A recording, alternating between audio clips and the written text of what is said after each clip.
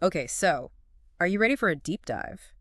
Today, we're going deep into a world that might just flip your perspective on freedom.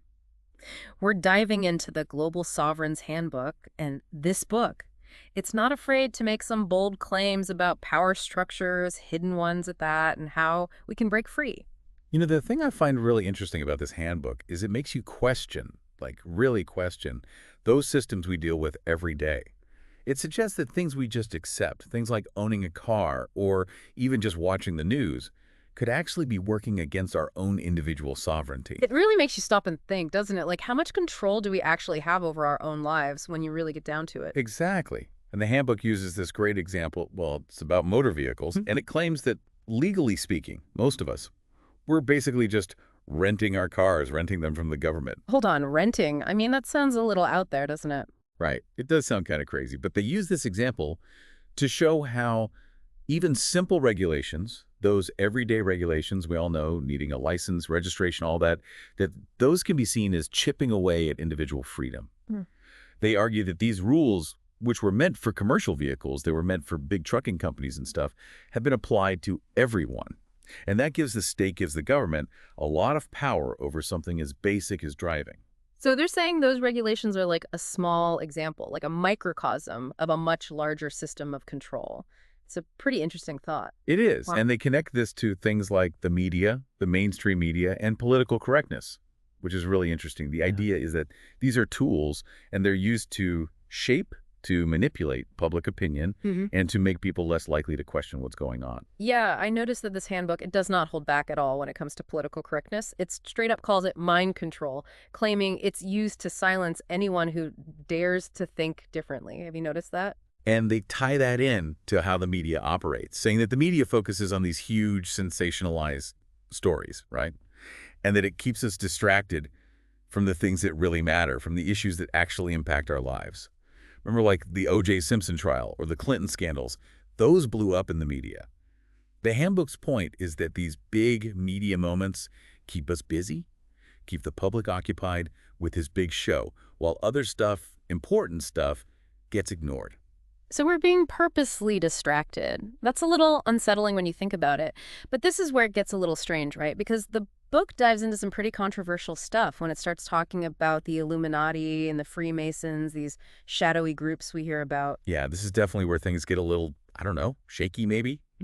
They suggest that these groups have a ton of influence, that they're working behind the scenes. They even say they orchestrate things like wars and manipulate the world's financial systems just to benefit themselves. Yeah, and that's a pretty extreme view. They're saying almost everything in the world, the resources, land, capital, even media, all of it is controlled by this small group of people who answer to, well, no one. Right, and these claims, I mean, they need to be looked at carefully, right? There's no doubt that power, it tends to get concentrated, and there are powerful people in groups with a ton of influence, that's for sure. But to say secret societies control everything, that needs a closer look. So we should be aware of how power works, but also be a little skeptical. We need that balance, right? Absolutely. A healthy dose of skepticism is always a good thing. But even if we put those claims aside for a second, they do bring up some interesting points about established institutions. Take the Federal Reserve, for example. Yeah, the handbook does not like the Federal Reserve at all. They say the U.S. government went bankrupt back in 1933. That's a pretty big claim. Right. That's putting it lightly. But it's a main part of their argument. They say that when the U.S. went off the gold standard, that was basically a declaration of bankruptcy. And ever since, we've been operating on borrowed money. So the whole system is built on what, a shaky foundation? Is that what they're saying? That's the gist of it. And this financial instability, they say, is the real reason behind the income tax. It's all about paying off this massive debt that just keeps growing. They even call it a tool for economic enslavement. Wow, that's powerful. Economic enslavement. They're saying we're slaves to this system that only benefits the people at the top, the lenders, who just get richer from the interest on all that national debt. That's one way to look at it. And they argue that most people, they're born into this economic slavery without even realizing it, stuck in a system that puts corporations ahead of individual rights. It's like they're saying the American Revolution, while a step in the right direction, didn't actually fully free us from these powerful forces, that it didn't actually achieve what it set out to do. And that's where their argument about the two legal systems operating in the U.S. comes in. They call them common law and equity admiralty law. Okay, two legal systems. I'm not sure I follow. What's the difference? So they say common law, that's the system that's all about inherent rights and natural justice, the way things should be. Then there's equity admiralty law. That one focuses on contracts, financial stuff, obligations, And their argument is, after that supposed bankruptcy in 33, the U.S. legal system, it shifted. It moved toward this equity admiralty system, and that gave more power to, well, the corporations, the ones with all the money. So the legal system itself is biased. That's what they're saying. And that's where their view on income tax gets even more interesting. Because they're saying it's not even legal. That's a bold one. They go after the 16th Amendment, the one that allows for income tax. They say it was never actually ratified the right way, so it's illegitimate. The whole thing. Wait, are they suggesting we all stop paying taxes? Not exactly. They're careful about that. They give you information on fighting it legally, challenging it, but they're clear about the risks. It's more about making people aware, getting people to question what they've always been told, rather than telling everyone to become tax evaders. They do have some ideas about those tax forms, though, like the W-4 and 1040. Right. They say those forms, they're only supposed to be for federal employees, government workers, and that when you sign them, you're basically volunteering to pay taxes. You're saying, sure, I'll pay, even if you're not legally required to. It's like you're signing a contract, an agreement with the IRS without realizing it. They're saying our whole relationship with the government is based on this agreement we never even knew we were making. That's a pretty radical thought. It is. And it makes you wonder if the system is purposely designed to keep us in the dark. But the big question is, what do they say we do about it? Yeah, what are the solutions? That's the important part, right? And that's where things get really interesting. The handbook doesn't just complain. It offers solutions, legal ones, personal ones, all kinds. Okay, so tell me more. What kind of solutions? I'm intrigued. They're for practical stuff. They want you to understand legal jurisdiction, how to challenge taxes you think are illegal, even how to create entirely different financial systems, ones that exist outside the normal banks and structures. So it's about taking control, doing it yourself. Absolutely. And it goes beyond the legal stuff. They say personal transformation is a big part of it. Financial independence is important, for sure, but they also talk about things like having a spiritual awakening. It's a totally different way of looking at the world, at your place in it. It's more than just finding loopholes. It's a total change in how you think. Exactly. It's about being self-sufficient, not needing to rely on these systems they say are designed to control us. And that's where they introduce what they call the 7 aspects of sovereignty. The 7 aspects of sovereignty. Can you refresh our memory on those? Okay, so there's reclaiming your mind, then there's emotional health, also spiritual sovereignty, there's financial independence, of course, understanding citizenship, then establishing true independence, and lastly, finding your nation of choice. They see these as the core areas you need to focus on to become truly sovereign. It's interesting. You can kind of see these sovereign citizen ideas, these concepts gaining traction today, can't you? Yeah. From people who refuse to follow government mandates, Yeah. to those who are creating these alternative communities living off the grid. For sure. And this handbook, even though it's decades old, what it's saying still resonates with people today, especially those who feel like they've been let down by the traditional ways power structures work. It's a call to action, really, for anyone who feels like their voice, their power, their freedom has been taken away. It's about questioning everything, taking back control. It's about reclaiming your sovereignty. Exactly. And that's a powerful message, don't you think? And it's not always about these big ideas either. The handbook, it gets into the details. Even gives tips on handling everyday encounters. Things like if you get pulled over by the police. Like, are they going to tell you how to get out of a speeding ticket? Well, not really, no. Mm-hmm. It's more about knowing your rights if you're in that situation, like a traffic stop, and making sure you assert those rights. They want you to know the law, know when you should question the officer's authority if you need to, and most importantly, write everything down. Document it. Right, documentation. They're big on that, like that whole thing about the Declaration of Truth. You're supposed to declare your sovereign status. Exactly. That's just one way they blend these legal strategies with personal empowerment. But they don't stop there. They have these radical ideas for changing society as a whole. Things like alternative financial systems, ones using gold and silver, setting up common law courts, even starting independent townships. Yes, hold on. Buy back the Federal Reserve? How's that even possible? I know, right? It's pretty wild. They point to this part of the original Federal Reserve Act, this obscure provision that supposedly lets the government buy back the stock of those Federal Reserve banks. Okay. So their logic is, we the people, acting through the people we elect, we could use that provision to take back the monetary system. It's like, what, a peaceful uprising but using loopholes? That's got to be a long shot. It does sound a little like a movie, doesn't it?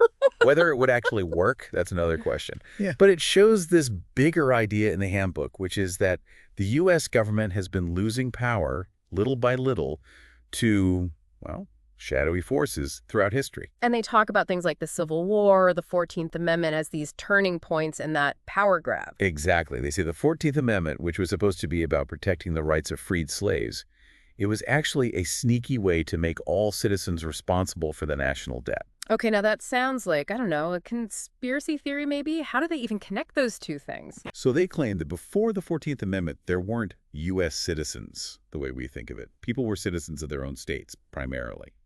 And they say this amendment, it created this new kind of citizenship, one that falls under the federal government, and this is the key for their argument, is obligated to pay federal taxes. So that's how they link it to economic slavery. It all comes back to that. Right. They're saying this new citizenship, it ties you to the federal government through this unspoken contract. And since they believe the government's been bankrupt since the 30s, we're all stuck paying off this debt we didn't even know about. So we're trapped. Trapped in a system designed to keep us in debt. It's a bit depressing when you put it like that. It can be a lot to take in, yeah. They really hammer home this point about economic control being a modern form of slavery.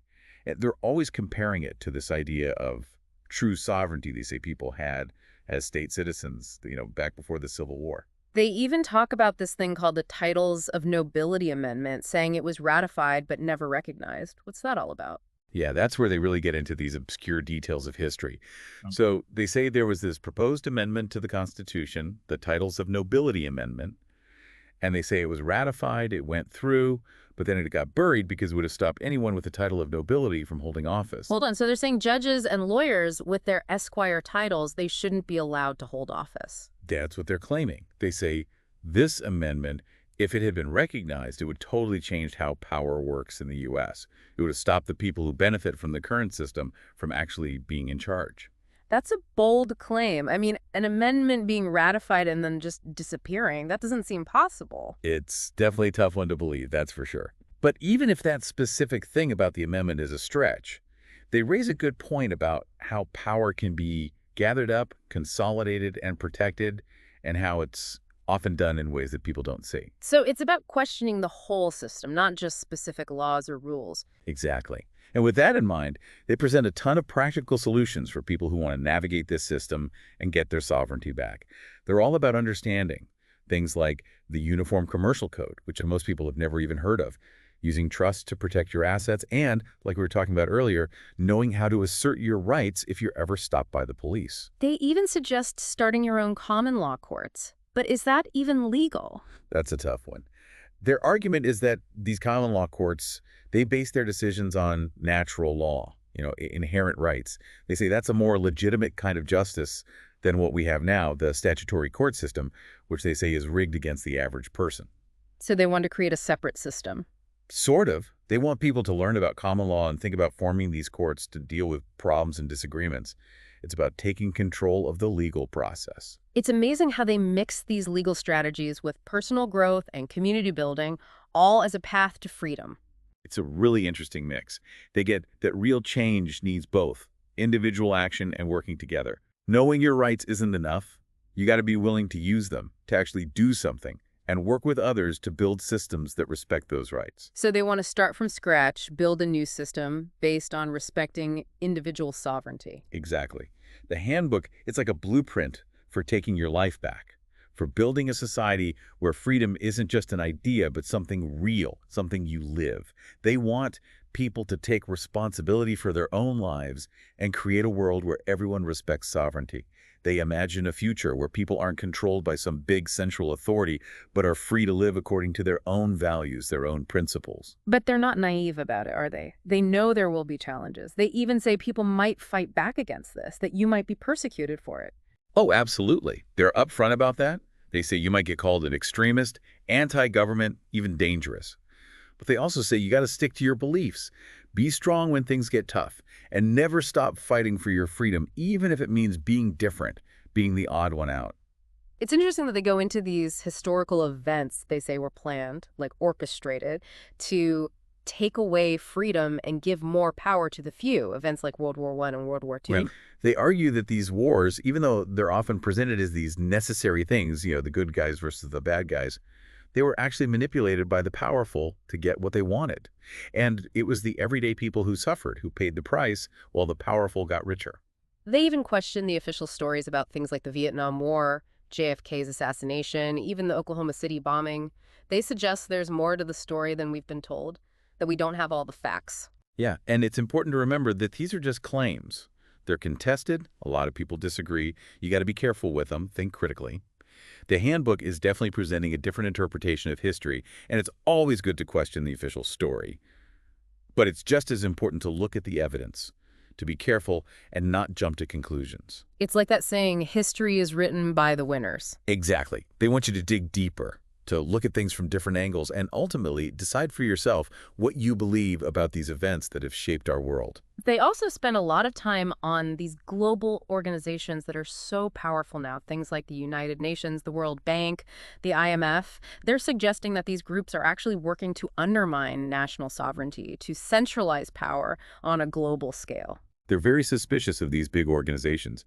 They see them as just extensions of those same power structures they think are trying to control the world. They say these groups, they're pushing for a one-world government, a single global currency, and they believe that'll strip away individual sovereignty and put everyone under the control of this centralized authority that we didn't even elect. So we should be wary of globalism, of these international institutions. They definitely want people to be skeptical, to question what these organizations are really doing. They believe that true power should be with individuals and communities, not with these massive bureaucratic organizations that are so far removed from our daily lives. And that's why they talk about building alternative communities, finding other like-minded people, other groups who believe in sovereignty as a way to push back against this globalism. Yes, absolutely. They understand that fighting for sovereignty isn't something you do alone. You need others. They really emphasize the importance of community, of working together. Their message is connect with people who think like you do, build networks of support, and then work together to build a world that is more just, more equitable. And they even tell you how to do it, how to create these alternative communities. They talk about common law courts again and developing independent financial systems. It's like they're saying, create a whole different society separate from the mainstream. It's a bold vision, there's no doubt about that. They're basically calling for a complete transformation of how things are. So it's bigger than just individual rights then. It's about creating a whole new world order. That's a great way to put it. They're laying out a vision for a world where individual sovereignty is the very foundation of a whole new way of life. And they provide concrete steps people can take, right? Like using trusts, creating private banking systems, even making alternative forms of identification that are outside the normal systems. Exactly. They get into the nitty-gritty of setting up trusts, how to bank offshore, how to create these different IDs that aren't controlled by the government. They even suggest ways to assert your rights when dealing with law enforcement. Things like refusing to show ID or asking to see a warrant. It's about taking back your power in those situations. You have to be careful with those things, though. Mm. There can be consequences. Mm. While they want you to understand the law and be ready to defend yourself, they also stress that you should always choose nonviolence, peaceful resistance. So you got to find that balance, knowing your rights but also acting responsibly. Exactly. Be informed, be empowered, but think things through. It sounds like this handbook, it's really trying to wake people up, to make them realize they have more power than they think they do. It definitely makes you question everything. Yeah. It makes you look beyond the surface and take responsibility for your own life and your own freedom. And they're not just talking about the legal stuff or money. They're also saying personal transformation is a huge part of this. 100%. They believe that true freedom has to start from within. It's about you taking control of your own thoughts, what you believe, and how you act.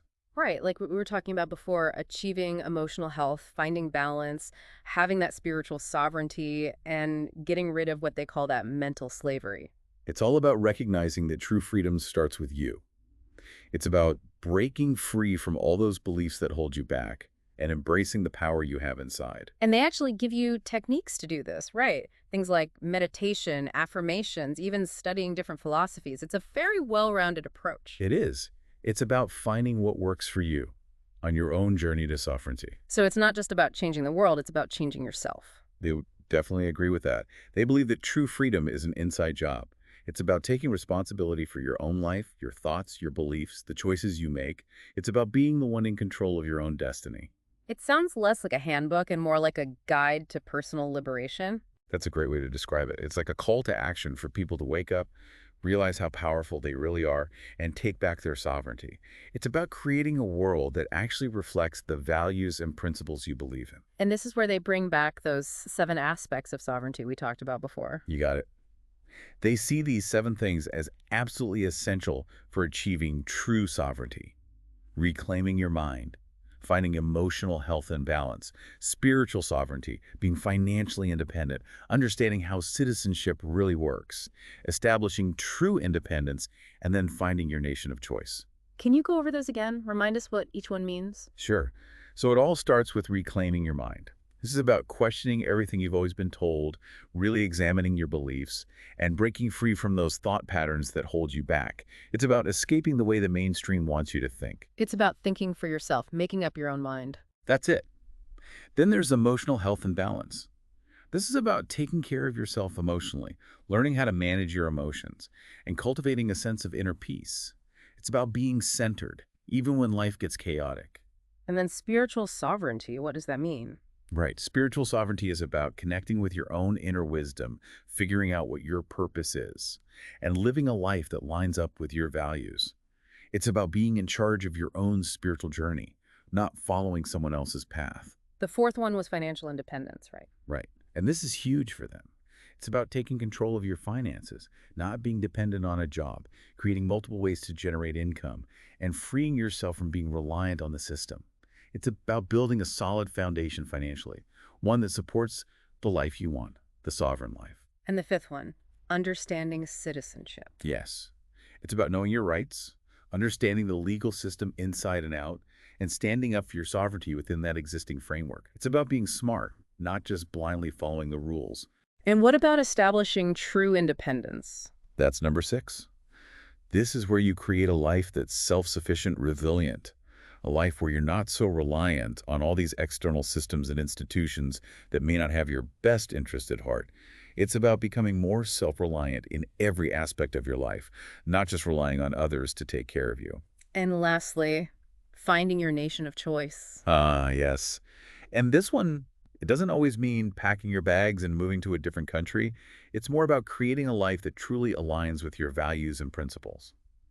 Maybe that means finding a community of like-minded individuals or carving out your own sovereign space within the world as it is. Interesting. So they're giving us this roadmap to personal liberation, but they're also realistic, right? They know it's not going to be easy. Oh, absolutely. They're very clear that this path to sovereignty, it's not a walk in the park. They warn you that you might face pushback, people might laugh at you, even try to shut you down. But their message is to stay true to what you believe, stand strong, and never ever give up on your pursuit of freedom. It sounds like they're trying to start a movement to awaken people to their own power and get them to create a world where sovereignty is something we all value and uphold. There's definitely a revolutionary spirit to it, even though they advocate for peaceful change. It's a call to action, urging individuals to take back their lives, to step into their power, and create a world where freedom isn't just something we talk about, but something we actually live and experience every day. And they give you actual tools to do it, don't they? Specific actions you can take, like setting up those trusts or forming those common law courts. It's about actually doing something, taking action. You got it. They want you to move beyond just talking about change and actually start creating it in your own life and in the world around you. They even have alternative ways to travel, ways that they say don't require relying on government-issued documents. You're right, they do. The handbook mentions things like international driver's permits and international motorists' qualification cards as options instead of those standard driver's licenses we're all used to. They also suggest looking into registering your car in another country or using a trust, which they claim could help you avoid those state regulations. I thought the part about being a permanent tourist was interesting, traveling the world without all those restrictions that are often placed on citizens. It's about living life on your own terms, finding ways to experience the world without being boxed in by all those rules and limitations. They even have advice on how to buy a car without registering it with the DMV. I had no idea that was even a possibility. It's pretty out there. They suggest checking out imported vehicles from other countries or using trusts or foreign entities to own the vehicle. They claim this can help you sidestep state regulations. It's incredible the things they come up with. They also discuss alternative ways to deal with mail-in addresses, like using private mailboxes or setting up residency in a different country. It's about creating privacy, minimizing your presence in those traditional systems.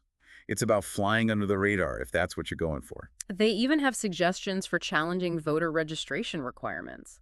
They argue that voting is a privilege, not a right, and that sovereign individuals aren't required to participate in the electoral system at all. That's a controversial stance, no doubt. Yeah. And you definitely want to understand the legal ins and outs before acting on any of that. It's really something. They even suggest that people challenge the need for marriage licenses and think about common law marriage as an alternative. Right. They believe that marriage is this sacred thing, that the government shouldn't be involved. They even have a whole section on registering for selective service. They're encouraging young men to really think about their options and suggesting that they might not be legally required to register at all if they assert their sovereignty. It's about taking control, owning your choices in every aspect of your life. It's about questioning everything and making choices that feel right to you, choices that are in line with what you believe. It's a really thought-provoking read, empowering too, even if you don't buy into everything they're saying. Totally agree. It pushes you to think differently about the world around you, to question the things you've always accepted as true, and to explore ways of living that might be a better fit for you, for what you value. It's a powerful message. Freedom isn't just given to you. You have to actively work for it, claim it as your own. And you have to be willing to stand up for it, even when it's hard, even when it means going against the crowd. This handbook, it's more than just a handbook. It's a blueprint for a new kind of revolution, a peaceful revolution of consciousness and self-determination. That's a great way to put it. It's about taking our power back and creating the future we want. And they give you the information to do it, the practical stuff, like that section on trusts. Absolutely. They get into the nitty-gritty of using trusts to safeguard your assets, maybe even lower your taxes, and assert your sovereignty. They break down the different types of trusts, how to set them up, how to use them the right way. It's all right there. They even talk about trusts that are designed to benefit the government, like the Social Security system. You're right. They say that Social Security is basically a trust that's being mismanaged by the government. And their point is that people could create their own private trusts to achieve the same goals without the government's involvement. It's interesting how they make that connection. They even suggest that by setting up a foreign trust and funneling your income through it, you might be able to pay less in taxes. It's important to remember that this is complicated stuff. We're talking legal matters, financial matters. It's always best to talk to the experts, lawyers, financial advisors, before you make any big decisions based on what you read in a book. Absolutely. You have to be informed, you have to be responsible. But their main point is clear. You have to take control of your own money. 100%. Financial independence equals sovereignty in their eyes. They want people to have different streams of income, to spread their money around, and to invest in things that are outside of the traditional financial system, outside of Wall Street. They even talk about creating new currencies, setting up entirely different banking systems. It's a wild concept. It really is. They're saying, why not create private currencies? Why not build banking systems that operate independently from the government? They even talk about using gold and silver as money, like we used to, before we had paper money. It's a very different way of looking at the financial system. They're challenging the status quo, showing us that there might be other ways to manage money to handle our finances. They really want you to open your mind to the possibilities. They're saying we can have more control over our money, over our financial futures, if we're willing to think differently. And getting back to the legal side of things, they also suggest ways to assert your rights when you're dealing with law enforcement. Things like refusing to identify yourself or asking to see a warrant. They're all about knowing what your rights are and not being afraid to exercise them. It's crucial to understand that those actions can have consequences, though. While the handbook encourages people to be aware of the law and be ready to defend themselves, they always emphasize nonviolence, peaceful resistance. You never want to escalate a situation, especially with law enforcement. So it's about being smart, knowing when to push and when to back down a bit. Right. It's about having knowledge, being empowered, and also being thoughtful about your actions. You have to think about the bigger picture. It seems like this handbook is all about getting people to see the world differently, to wake up to their own power. It definitely challenges the way we usually think. It's about questioning everything, right? Looking beyond what you've always been told and realizing that freedom isn't something you're given, it's something you have to fight for, to claim as your own. It's about realizing that you have more agency than you might think. And they're not just talking about legal stuff and money either.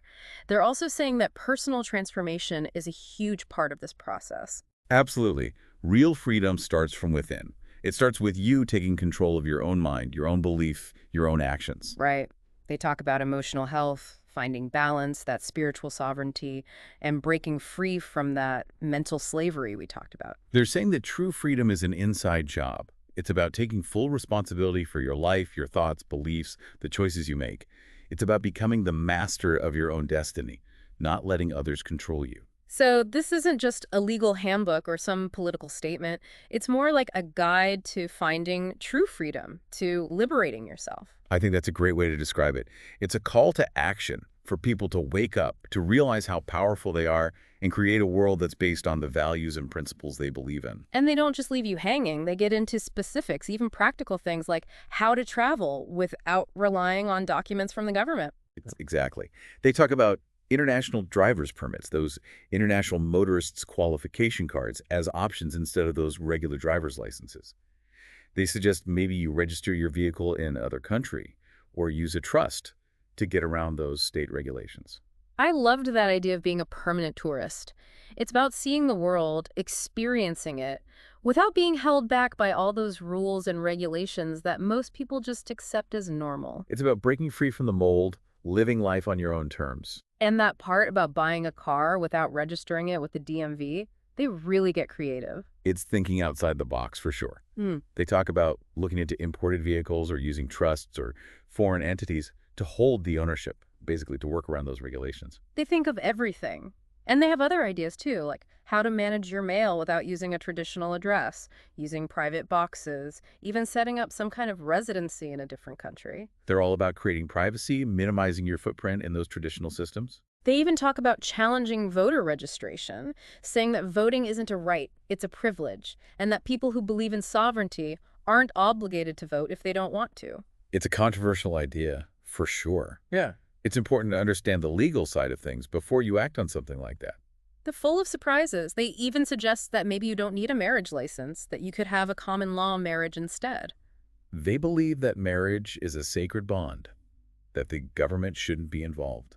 There's even a whole section on the selective service, encouraging young men to really think about whether they need to register, saying they might not have to if they assert their sovereignty.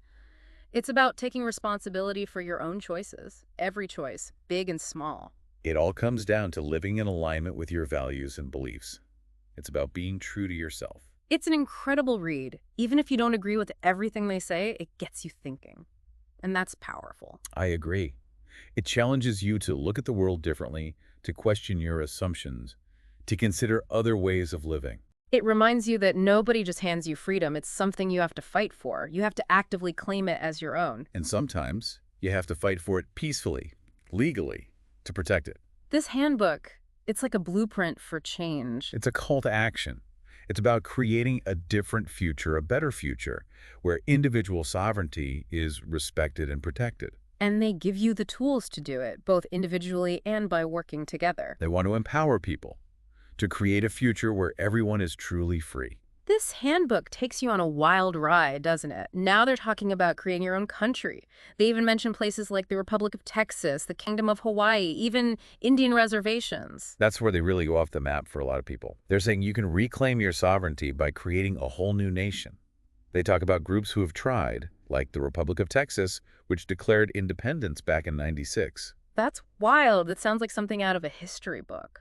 They even talk about teaming up with other sovereign nations, building this network to resist globalism. It's like a whole new world order where these independent nations work together, respecting each other, but also pushing back against these bigger forces. They even tell you how to do it, how to set it all up, write a constitution, create a currency. It's incredible. It's a bold idea. This handbook, it's all about giving power back to the people, letting them govern themselves without answering to these big authorities. So it's not just about individual freedom, it's about reimagining the whole system. It's like they're saying, what if we started over? It's for anyone who believes that people should have the power, not some global elite calling the shots from afar. This handbook has really given us a lot to consider. It's thought-provoking, even if you don't agree with all of it.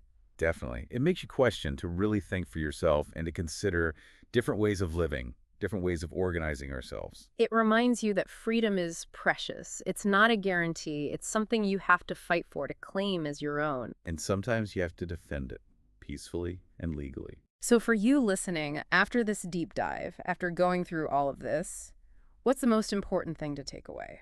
I think it's this. Knowledge is power.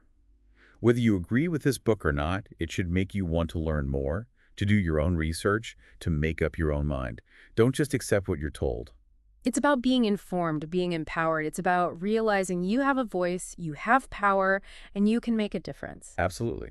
Don't underestimate yourself. You have more power than you think. It's about taking control, finding your own path to sovereignty, and living a life that's true to you. It's a journey worth taking. There you have it, our deep dive into the Global Sovereign's Handbook.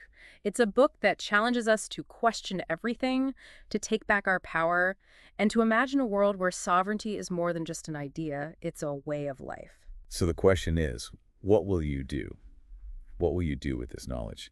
How will you claim your sovereignty and create the life you truly want?